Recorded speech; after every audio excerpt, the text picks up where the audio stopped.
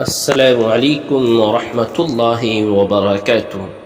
محترم ناظرین، امید کرتا ہوں اللہ تبارک و تعالیٰ کی ذات سے تمام ناظرین خیر و عافیت سے ہوں گے۔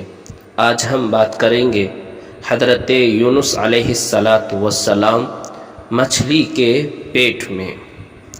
حضرت یونس علیہ السلام اپنی قوم سے ناراض ہو کر بستی سے روانہ ہو گئے اور دریائے فرات کے کنارے پہنچ کر ایک کشتی پر سوار ہو گئے۔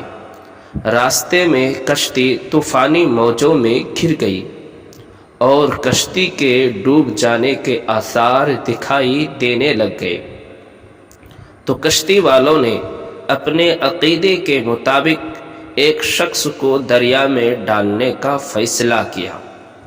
اس کے لیے قرہ نکالا گیا تو حضرت یونس علیہ السلام کا نام نکلا۔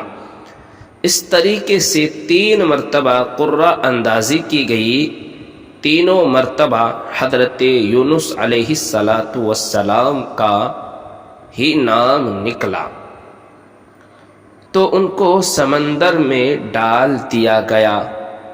اسی وقت ایک بڑی مچھلی نے ان کو نگل لیا۔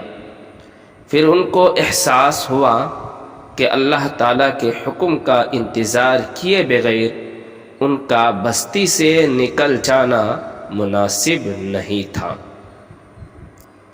لہذا حضرت یونس علیہ السلام نے مچھلی کے پیٹ میں ہی توبہ اور استغفار شروع کر دی اور کہنے لگے، اے پروردگار، تیرے سوا کوئی معبود نہیں، تو پاک ہے، بے شک میں نے ہی اپنے اوپر ظلم کیا ہے۔